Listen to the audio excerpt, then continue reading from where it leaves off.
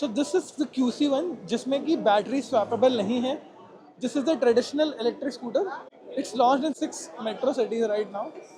और आप देख सकते हो कलर तो बहुत अच्छा लग रहा है, बट अगेन वही 12 इंच का व्हील है, आगे डिस्क ब्रेक वगैरह नहीं है, तो ट्रेडिशनल ही है. I just read out the specs for you. So this comes with 1.5 kilowatt lithium ion battery. Range is just 80 kilometre, 70 भी मान के चल सकते हो आप. Top speed is 50 kilometre, 0 to 40 in 9.4 seconds. जो top speed 50 kilometre per hour की रखी हुई है वो मुझे सिटी यूज के लिए भी बहुत कम लग रही है. रेंज भी बहुत कम है. और इनफैक्ट अगर आप स्कूटर के ओवरऑल स्पेसिफिकेशंस देखोगे ना तो आपको समझ में आएगा कि ये 70 CC 60 CC kind of scooter से कम्पीट करेगा, जो कि मार्केट अभी एग्जिस्ट करती भी नहीं है इंडिया में. आगे इसमें 12 इंच का व्हील आता है, पीछे 10 इंच का व्हील आता है, जो कि इंडियन रोड कंडीशंस में ना बहुत अनस्टेबल कॉन्फ़िगरेशन होता है मेरे हिसाब से. आगे पीछे दोनों ही ड्रम ब्रेक्स आती है, तो आगे 130 मिलीमीटर का ड्रम ब्रेक है, पीछे 110 मिलीमीटर का ड्रम ब्रेक है. आगे टेलीस्कोपिक सस्पेंशन है, पीछे normal 5 step adjustable hydraulic suspension है. बूट स्पेस की बात करूँगा तो 28 लीटर का आपको अंडर सीट स्टोरेज मिलता है और आगे 1.5 लीटर का करीब ग्लब बॉक्स मिल जाता है. डायमेंशंस की बात करूँ तो 1275 मिलीमीटर का व्हील बेस है, 169 मिलीमीटर का ग्राउंड क्लियरेंस है और सीट हाइट और 700 मिलीमीटर की है. तो स्कूटर काफ़ी अप्रोचेबल है और स्कूटर का वेट भी कम है, तो ऑलमोस्ट 90 केजीज के आसपास का वेट है. चार्जिंग की अगर मैं बात करूँ तो 80% स्कूटर आपका 4.5 घंटे में चार्ज हो जाएगा और करीब 7 घंटे के आसपास आपका 100% स्कूटर चार्ज हो जाएगा. फीचर्स में ऐसा कुछ बहुत ही ज़्यादा यूनिक नहीं है. 2 राइडिंग मोड्स आते हैं, इकोनॉमी और स्टैंडर्ड. उसके अलावा अगर मैं वारंटी की बात करूँ तो 3 साल या फिर 50,000 kilometre, which ever comes first. Vehicle, charger, battery सब में 3 साल की वारंटी है.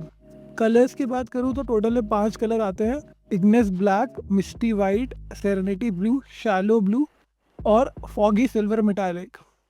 ऑनेस्टली बताऊँ तो बहुत ज़्यादा ऐसा कुछ खास मुझे नहीं लगा है, बिकॉज इसकी प्राइसिंग बहुत ही ज़्यादा अपीलिंग है, विच इज़ 90,000 रुपीज़. इस वजह से maybe it sell, but this is just another electric scooter. You can see another colour over here. ये लाइट बहुत अच्छी लग रही है एक्चुअली.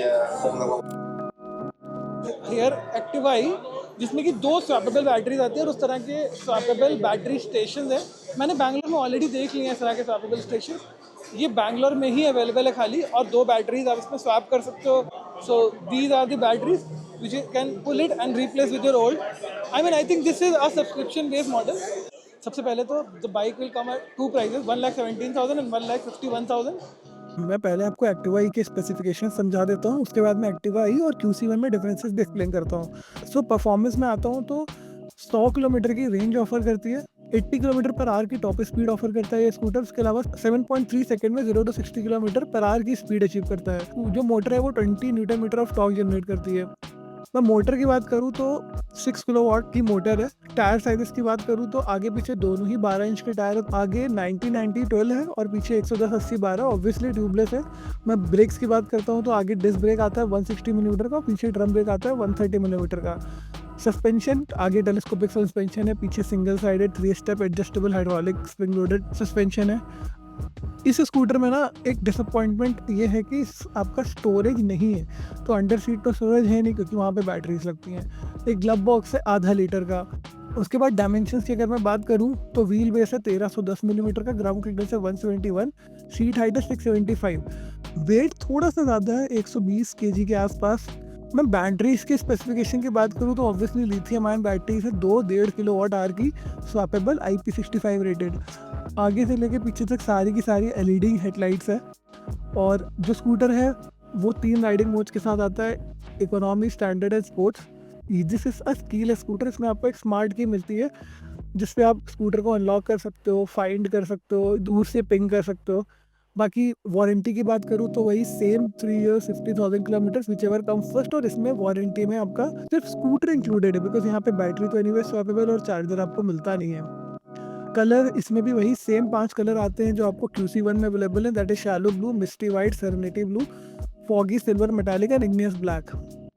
नाउ जैसे कि मैंने आपको बताया कि इसमें 2 वेरिएंट आते हैं. एक है Honda e with road sync duo और एक नॉर्मल होंडा ई. अब दोनों में डिफरेंस क्या है?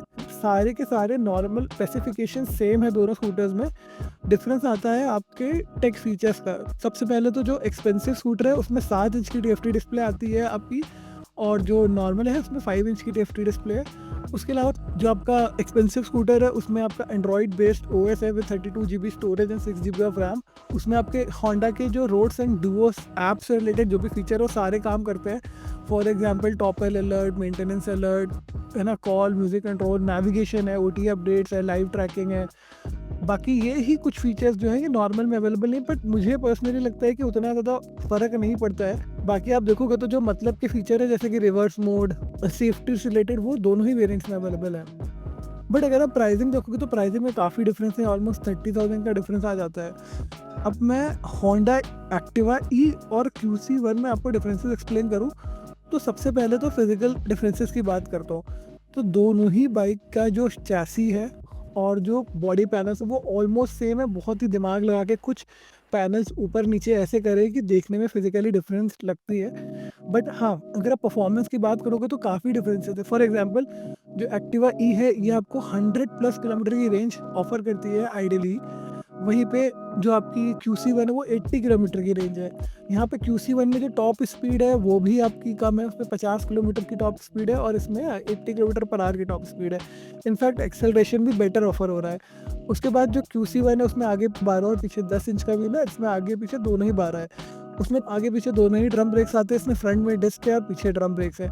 तो यहीं पे कुछ फीचर्स पे डिफरेंस आ जा रहा है कि जैसे उसमें एक नॉर्मल आपकी डिस्प्ले है, इसमें आपकी कलर TFT डिस्प्ले अवेलेबल है और टेक कनेक्टिविटी वाले फीचर्स है। एक्चुअली में जब आप दोनों स्कूटर को ना बैक टू बैक कंपेयर करोगे और इनकी वेबसाइट्स भी देखोगे ना तो आपको रियलाइज़ होगा कि Honda is betting much more on the swappable technologies. In fact 2030 तक ना उनका टारगेट है 10 से 15 मेजर सिटीज़ को कवर करने का। और अभी करंट सिचुएशन में जो आज की डेट पे है उन्होंने बैंगलोर को पूरा कवर कर लिया और दिल्ली NCR में भी काफ़ी ज़्यादा स्वैपेबल स्टेशंस लग गए हैं। बट स्टिल सबसे बड़ा नेगेटिव पॉइंट तो ऑब्वियसली स्कूटर लेता है इंसान, इसको स्टोरेज की रिक्वायरमेंट होती है, इधर उसको बाइक ही चला देगा। इसमें स्टोरेज एकदम नहीं है और कंपटीशन से अगर आप कंपेयर भी करोगे ना इस प्राइस सेगमेंट में ज़्यादा बेटर ऑप्शन अवेलेबल हैं। आप इसको घर पे चार्ज नहीं कर सकते हो और बाइक दोनों बैटरी से ही चलेंगी, ऐसा पॉसिबल नहीं है कि आपने बूट स्पेस निकालने के लिए एक बैटरी निकाल के रख दी। So you have to put both the batteries every time. Now you can not take it outside your city because there is no charging provision in this scooter. You have to swap the batteries. Overall मुझे ना ये product उतना promising नहीं लग रहा है honestly, because at least they should have given the charging provision for home also. Now coming to the conclusion, जितना मैंने दोनों स्कूटर्स को एनालाइज किया है, B it Activa E QC1, अभी करंट मार्केट में जिस तरह के स्कूटर्स अवेलेबल हैं coming from Ola, Ather and in fact River also, ये दोनों स्कूटर ना अप टू दी मार्केट नहीं लगता है मुझे। जो स्वैपेबल बैटरी टेक्नोलॉजी है उसमें बहुत ही पोटेंशियल है, इनका पोटेंशियल ऑटोज में है और इनफैक्ट होंडा ने कुछ ऑटो की स्टार्टअप्स के साथ कोलैब करके स्वैपेबल बैटरी टेक्नोलॉजी में काम कर रहे हैं ऑलरेडी। उसका रीज़न ये है कि मोस्टली अगर कोई सिटी में चलाता है तो 50-60 किलोमीटर चलाता है और रात में आराम से घर में चार्ज कर सकता है। बट जो स्वैपेबल बैटरी होने से जो बूट स्पेस कॉम्प्रोमाइज़ होता है वो बड़ा फैक्टर बन जाता है। उसके अलावा जो गिग वर्कर्स हैं उनके लिए स्वैपेबल बैटरीज मेक सेंस करती है क्योंकि उनको पूरा दिन चलाना है, वो ईजिली बैटरी स्वैप करके अपना टाइम सेव कर सकते हैं। But then again swappable batteries होने की वजह से प्रोडक्ट्स एक्सपेंसिव हो जाते हैं तो वो गिग्स के लिए अनअफोर्डेबल हो जाते हैं। सो गाइस, ये वीडियो मैं यही एंड करता हूँ। Do let me know QC1 और एक्टिवा ई आपको कैसी लगी और इन दोनों व्हीकल्स से रिलेटेड कोई भी क्वेश्चन हो तो आप कमेंट सेक्शन में लिख सकते हैं। Thank you for watching this video. Bye bye, take care.